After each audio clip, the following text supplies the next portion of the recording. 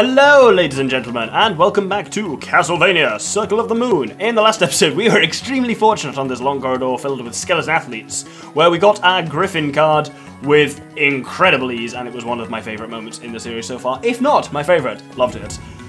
Now, we've got the kick boots where we're going to start exploring new areas. Hopefully this episode, 2 new areas, which will have a lot of new shit with them. So we're going to start by going to the area where the Abyss Stairway meets the audience room, and I'll catch you over there. Oh, I won't catch you over there because we just got something new. We got the prison garb. So that is a piece of armor, which as you can see, is a lot worse than the stylish suit we have, but I believe it increases increases strength and defense, just not as much as the stylish suit we're currently wearing that we got from that heat shade a while back. Anyway, back we go. Now, in this room, you'll notice this had gremlins last time, but they've now been replaced with gargoyles.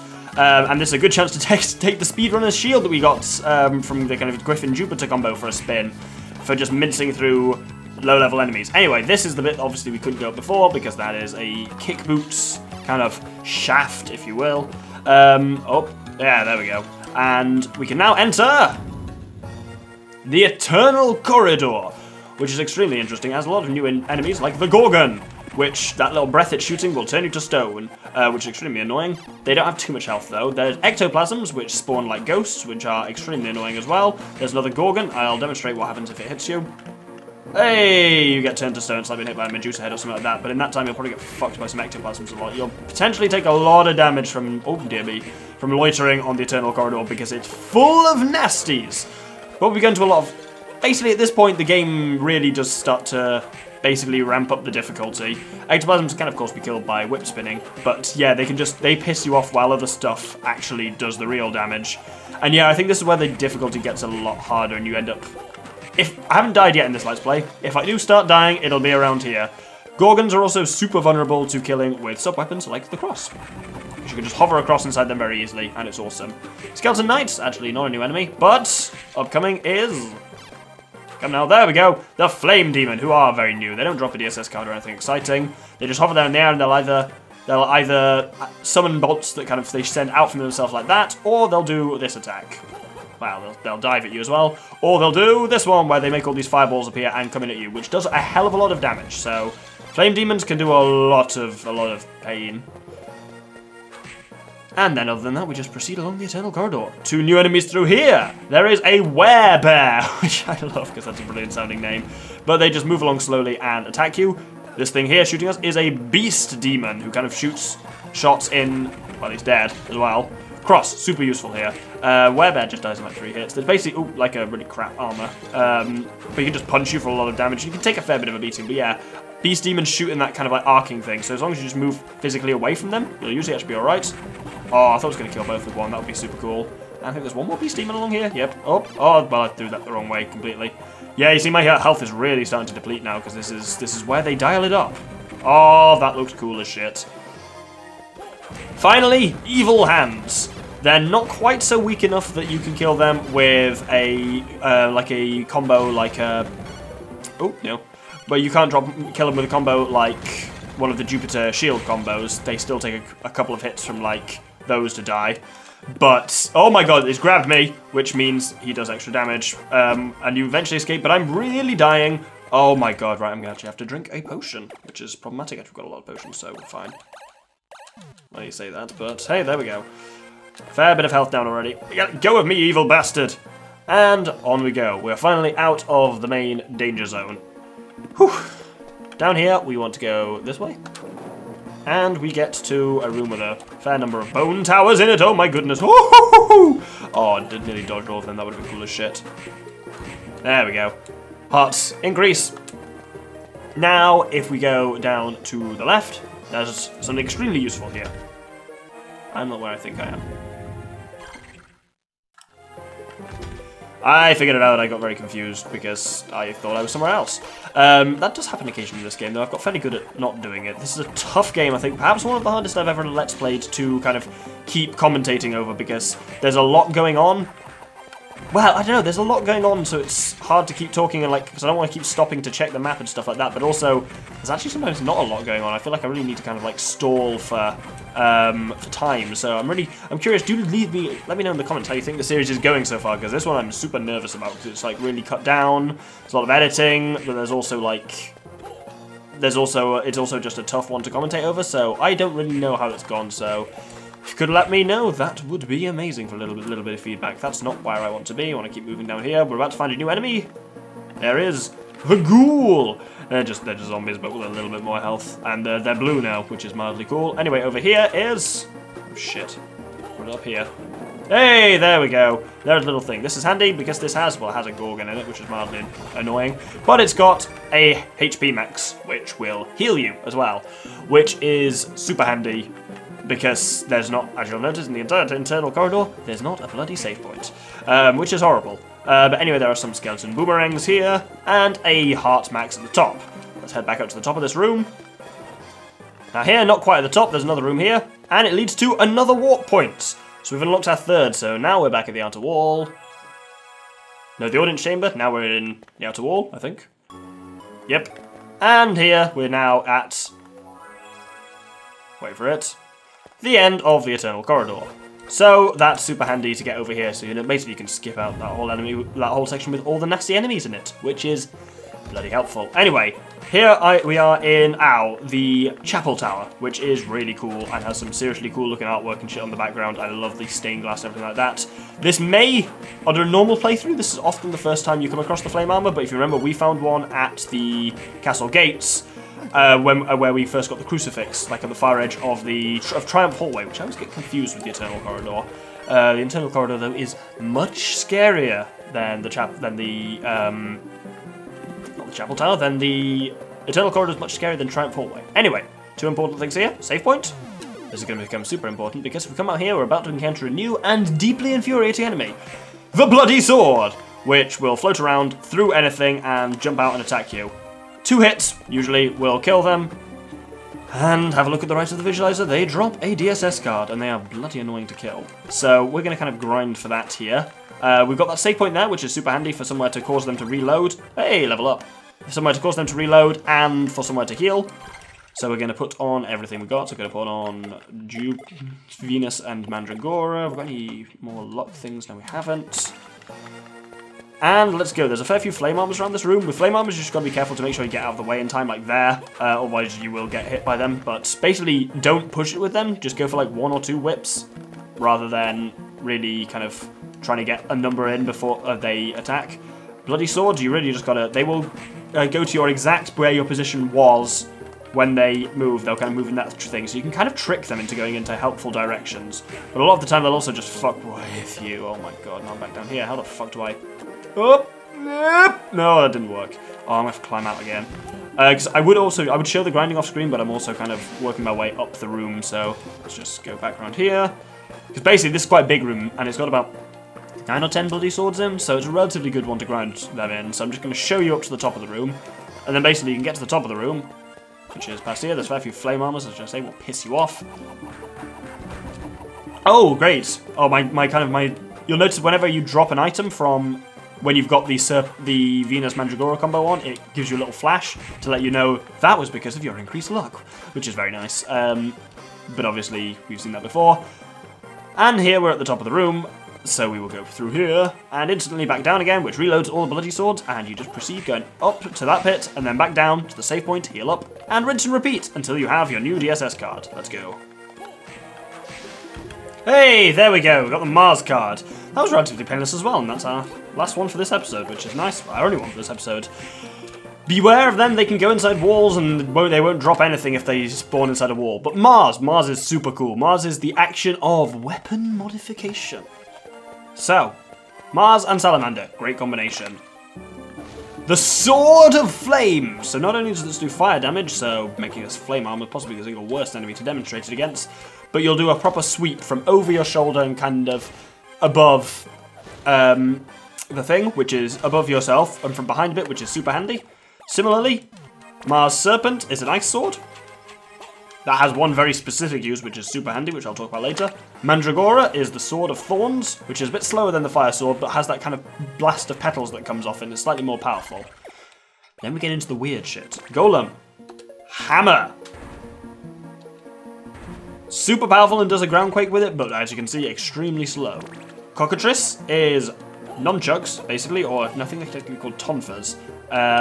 Never found much use for them myself. Manticore is the Poison Claws. Occasionally that poison damage is useful to have, but again, I don't use that one that much.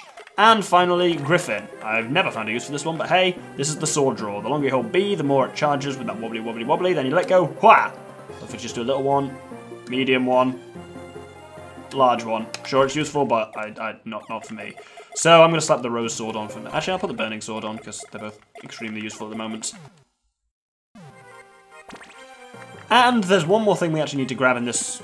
I didn't mean to go down that far at all. One more thing we need to grab in this room before moving on. So if we just head a bit higher up this room. Over here on this wall is a hyena and a magic point increase, which is excellent, which then means we can now continue up to the top of this room. And if we come out here to the top left rather than actually out to the top, we come into a little side bit that's got two little sections in it, both of which lead to something. This one leads to beast demons, which we can do quite a lot of damage to with the fire sword. Actually, can we do quite a lot of damage with that? Because it does increase your attack power with the fire sword, but I think we might actually do more with just a whip, which implies that beast demons are somehow resistant to fire. No, they're not. We definitely do a lot more with the Sword of Flames. Ooh, an arm guard. Handy. And if we go up to the top here, there's another beast demon. Oh, fuck, I thought I dodged that. Crucifixes are your best bet for these guys because they're fucking huge. The crucifixes stick in them so easily. And that gets us up here a MP max increase. And there is also a hearts increase in this room, as you'll see from the map, kind of, if you can see what it is when it's kind of grayed out like that. And here, we actually want to equip Mars and Serpent. Not going to use it yet, because it doesn't really work well on ghouls, just nice to have it ready. Brain Floats! Unlike Mars and Mercury, never mind, is it Mars and Mercury? Oh, fuck. Unlike Mercury and Serpent, which is like the Ice Whip, this does the sweep over your head, which means it can work on brain floats from underneath, which is extremely handy when it comes to kind of riding brain floats up things, like this thing. So a lot of people will wait until they get this card for doing a lot of the brain float stuff, because it just means you go and just get them above you rather than having to jump up to the same level of them and position yourself back around. It basically makes the jumping a lot less arsey. There's your hearts max. Let's head back to the main chapel tower. Now, we're going to head up here and get introduced to an extremely annoying enemy. As if bloody swords weren't annoying enough, because we can't quite kill them in one shot even with the Rose Sword, which is technically our most powerful weapon available to us at this time. Marionettes. Fortunately, they can't do much to us at the moment. Well, that's a complete lie. Hey! Side room here with a bloody sword and a mind point increase. What I meant to say when I said they can't do much to us is that they don't have much health. They can absolutely do much to us. They can inflict an extremely annoying status condition on us. It's called Curse, if they touch you. And oh, we got Cure Curse, which I wonder what that does. Marionettes are one of the only enemies that drop Cure Curse, because they're one of a few enemies that inflict Curse upon you. Let's show it off. I'll let this marionette here hit me. Go away, bloody swords. Don't want you here. There we go, she's hit me. I'm green, and pressing B there is doing shit all. Because we're cursed, we can't attack. It's like the blue bubbles and stuff in the Zelda games. But if we use a Cure Curse, unsurprisingly, go back to normal. Much like how any enemies that poison you will drop an antidote, any enemies that curse you will drop a Cure Curse. Quite a kind of handy evolutionary trait, actually. You'll notice as well, yeah, the Rose Sword only really does proper damage on the, when you actually hit them on the sword swing with it. If you hit them with the petals, nowhere near as powerful. Whereas the Burning Sword's got a bit more power along all of its range, but is technically weaker than the Rose Sword. The Golem Hammer is a lot stronger than both, but it's bloody slow. Might show that off actually in combat, because I've never really tried it before. Here we go. Wallop! Oh, fuck. You actually need to hit them with the edge. I guess it only really works well on land-based enemies, so it's never really going to go well for this. But do Poison Claws work in midair? Let's find out. Oh, well, apparently they don't if you don't press B. Bah! Man, they are not very powerful, are they? Fucking, I'm cursed again. Jesus, I'm just going to not be a fool anymore. If you use the Rose Sword at this stage, you should kill marionettes in one, which makes them far less annoying, I assure you. Anyway, now we just need to basically continue up this room. There's a few more bloody swords and marionettes, but then that's basically them for the rest of the dungeon. And we get into these cool looking rooms where you get these views of outside. Thunder Demon here, in case you somehow haven't got the Mandragora card yet. Good chance to get them here, but I'm going to otherwise ignore the bastard and go into this room here. A new enemy, the Were-Panther. These do drop a DSS card, but I ain't going to get it at this point. There's a much better point slightly further on to get it, so I will talk about it then, because there's a section where they spawn next to a save point. So unless they happen to drop it nicely here, but I ain't exactly grinding for it, I'll just grab it later on there. Ooh, level up. I do really like this bit with the bells. I think it's super atmospheric having them there. This whole bit here, we're basically doing a kind of roundabout majigger. Oh, that's a lot of Were-Panthers. Man, this game just really, it really hammers home the point that anything can be were if you want to. There's Were-Bears, there's Were-Panthers, there's Werewolves. Apparently you can just, yeah, turn into any beast with the full moon, which I think is vaguely ridiculous. Anyway, here we have got a lot of bloody swords. Am I where I want to be? I am not. No, I am where I want to be. I do want to go up here specifically, because this is technically the wrong way, which is good. I keep missing them on the arc with the thing. Look who it is, everyone! It's Brain Float, which means Mars Serpent, and you can see again just how beautifully helpful the Mars Serpent combo is for Brain Floats. Pew! Pew! There we go, the first one actually missed. But yeah, Brain Float sections aren't exactly a problem anymore, and that actually went very well. Let's head back out. And now in this room back with the Thunder Demon, we wanted to go back across here and head up here. One more brief thing to get, and then we'll probably call the episode there. If we head... This is weird, the skeleton bombers and shit. We want to head... Yeah, no, I am in the right place, I just keep getting confused. We're going to put a different combo on. We're going to put Jupiter Serpent back on. You will see why, because what we're about to get is very easy to... Well, you'll see. There we go! I can't remember where it is. I knew somewhere on this wall is a hidden room, and the only way to get it really is either Jupiter Serpent or Jupiter... not Cockatrice. Manticore. Oh, bloody hell, speaking of Cockatrice, I just got stoned. Yeah. Both very good for unlocking that, because you'll just get it by default. And now we continue through a very confusingly shaped room, as you'll see. For some reason, there's no, like, Chapel Tower enemies in here. It's all, like, Catacomb enemies and stuff like wow, Bone Towers aren't really Catacomb enemies. Nor Heat Shades, actually. But Skeleton Bombers are, and we haven't seen them for a while, and they're not a threat at all, so it's very strange for them to kind of suddenly throw them back at us. But we've basically finished for the episode now. I don't know how I'm doing for time, but we're getting there. We've just got one more thing to gather. It looks like I'm backtracking here, but I assure you I am not. No, I actually am. I did get confused and fall. Let's go back to where I was, bloody hell. Yeah, I wanted to come up this bit here rather than dropping down, because then that just leads back to the beginning, which is obviously not where we want to be. We want to be at the end, I suppose, if you're going to be very technical about it, and into this one final room where we kind of want to go. I say one final room, it's not the final room with the Chapel Tower by any measures, but it is where we want to go. Another Gorgon in the way here. Bloody swords! Oh, they're so annoying. In fact, they can just hide from you, like, inside the map. That thing there, we will talk about a lot later. Oh, marionettes, good, you're back. Oh, I got a cure curse. Nope, I'm just going to have to wait for it to wear off. That's bloody annoying. You can use DSS, it's worth noting when you're cursed, so you can use offensive DSS that kind of does its own thing to kill stuff, but other than that, you ain't got a great deal to go on other than just not getting hit until the curse runs out, which takes about this long.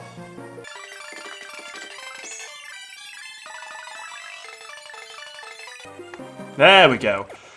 Slow busters, isn't it? Well, I mean, especially if you get hit again like me if you're an idiot. But we'll put the burning sword on so that we can kill a... Mandrake, I nearly called him. Marionette in one. Anyway, there's Arts Max, and there's a good point to hold the episode. So, thank you very much for watching. I have been the Doctor with the Infamous Gentleman. This episode, we've explored a few more areas with the kick boots, and we've come through the Eternal Corridor to the Chapel Tower. Next episode, we'll be going up the final few levels of the Chapel Tower to find what lurks at the top. Thank you very much, and good day.